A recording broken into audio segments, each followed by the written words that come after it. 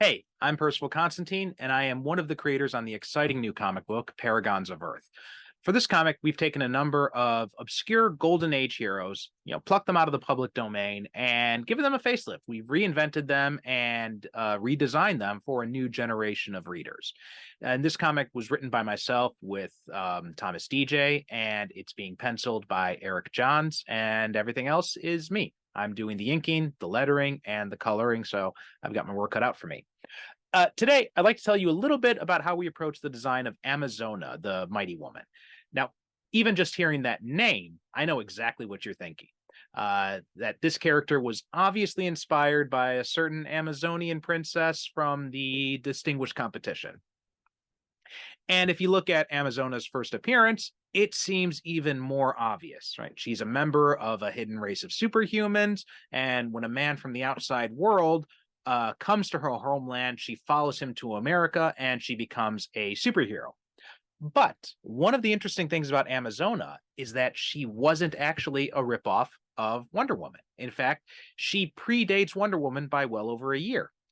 Another interesting fact is that she was created by a female writer, which was a rarity in those days, and even something of a rarity today, for that matter, unfortunately. Amazon was created by the writer Audrey Anthony Blum, who was known professionally as Tony Blum. And she published Amazona under the pseudonym of Wilson Locke, which was one of many pseudonyms she actually had. The art was done by her father, Alex Blum, and she worked as a staff writer at Eisner and Iger, and even ghost wrote some of the legendary Will Eisner Spirit comic strips while he was serving in World War II. But you're not here for a history lesson. You're here to learn about our design process for Amazona. And the truth was, this was a bit of a challenge. I had some very clear ideas for many of these characters when I started putting pencil to paper. Last time I talked about Atom Man. From the second I decided to use Atom Man and I started getting ready to draw him and sketch out some designs, I had some very clear ideas in mind. Um, but other ones were a bit of a challenge. And I think Amazona was probably the biggest challenge of all. And a lot of that goes down to what we had to start with. So let's start off here by looking at the initial character design for Amazona, and maybe you'll kind of understand what I'm talking about. All right, so here we are at Comic Vine, and we are looking at the images for Amazona. And as you can see, her initial appearance wasn't really a whole lot to work with, right? We just basically have your a standard, kind of red bathing suit, a red one piece, but with long sleeves instead of short, and she's wearing some red shoes, and that's all we've got. Um, I like to use the original design as a starting point, but Amazona had no obvious symbols to work with, no sort of insignia that we could pull from, and all we had was this red bodysuit.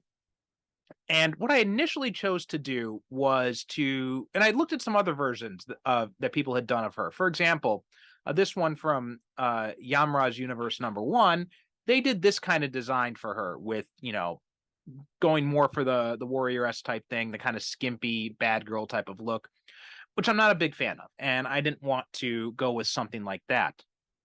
I figured, Amazona is from the Arctic. So I felt it made sense for her to be covered up. And even though she is from a race of superhumans, it doesn't necessarily mean she'd be dressing in a lot of skimpy clothing. So I thought, let's give her a full bodysuit. That would also help to kind of um reduce any possible comparisons to Wonder Woman. And let me show you what I had come up with and show you kind of how I had struggled with this. So what you're looking at here is my first sketches of Amazona and also of Silver Streak, which we'll talk about in a later installment. And you'd see what I kind of did here was I'd gone with, short hair also as a way to kind of distinguish her a little bit more. Also makes more sense when, you're in combat, you don't want a lot of long hair getting in the way. So short hair would make a little bit more sense, tactically speaking. And I'd kept the red here, and I thought I would go with, kind of a giant A symbol without the crossbar at the bottom, and have that in white, as well as, full arm length gloves and thigh high boots. That was kind of my basic idea to go with. And this is another sketch I've got here of her.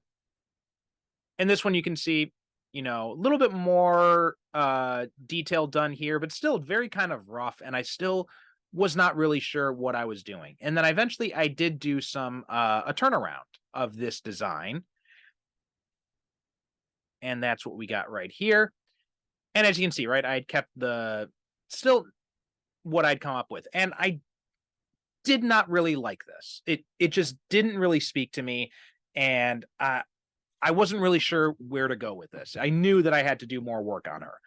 Now, when Eric came on board, you can see he also struggled a bit with it himself. So let's take a look at some of Eric's initial sketches. Now, here we can see he started off with the original costume, and he used that kind of a starting point.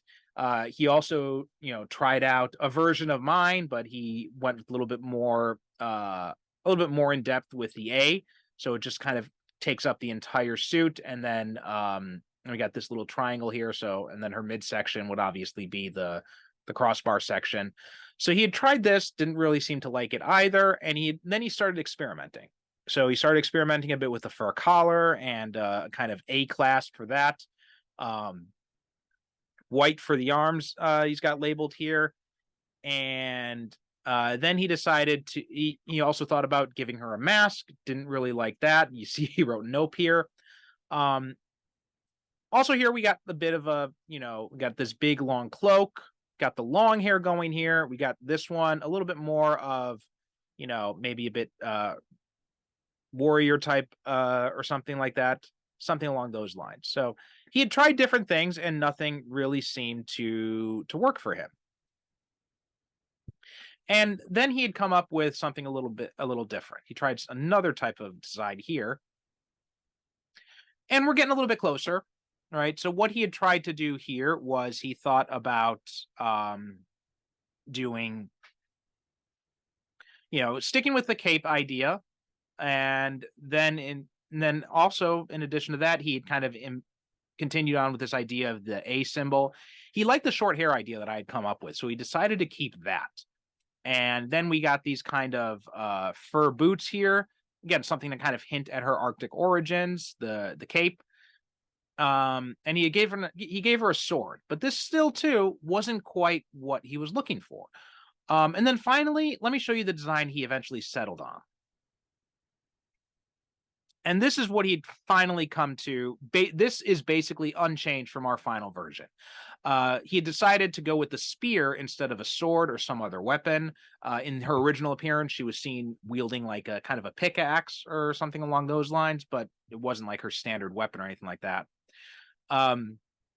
He kept the fur boots, and he had kept this kind of like one piece idea and using this A class. And then we got kind of the fur touches on the cloak. Although one of the things that he came up with was this idea of war paint that's kind of in a stylized A of sorts on her face.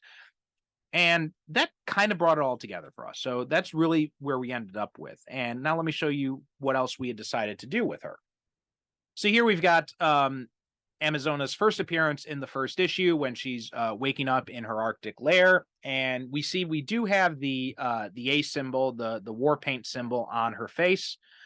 And then what we had also done, you notice too, her skin is blue. That was an idea that Tom came up with, actually, right? He felt that, since her people were, from the Arctic, they lived there, it might make sense for them to have kind of a bluish skin tone, something to, kind of set them apart a little bit more, adds a little bit of more diversity and a little bit more color to the group instead of the usual, all white characters with just a few standouts. And here you can see some other ones. We'd kind of experimented a little bit with this. We had tried long sleeves, we had tried no sleeves, and what we eventually decided on was that no sleeves kind of looked the best. And so you can see that when she's in action, she takes the cloak off. So she doesn't wear it all the time. She's obviously very adept with the spear, as you see here when she's stabbing one of these ghouls. Also here we've got Magician from Mars and the Owl, who I'll be doing episodes on later on, and Adam Man, who we talked about in the last one. And then just one more to show you here, and this gives you another idea. So unfortunately, we don't have pinups of all of them. And here we only did pinups of the Owl and Adam Man, really. But you can see here, here's another shot of Amazona in costume. And one of the reasons I chose to show you this one is to kind of give you an idea of scale, right? So you see she is bigger than the others. She is more muscular. That was something that Eric thought would be a good idea, was to kind of differentiate her from the others and really kind of drive home the idea of her being this, this warrior woman. So she's taller, she's stronger, she's buffer than even the owl, who's a pretty, buff guy himself. She kind of towers over him. And that really is all we have to say about Amazona. So, these are kind of what we came up with for her. And, that about does it for this one. So thank you so much for watching this video. Make sure to hit like and subscribe so you can be notified when we release more behind the scenes looks at the rest of the Paragons. And don't forget to back the comic. You can back it by going to crowdfunder.com/paragonscomic. That is crowdfunder, no e.com/paragonscomic. Your support is what we're counting on to make this comic book a reality. Links for the crowdfund and also for our free Substack where you can sign up for updates, those can be found in the description just below. So please check those out. Thanks so much for watching. Thanks for your support. And don't forget to tell your friends.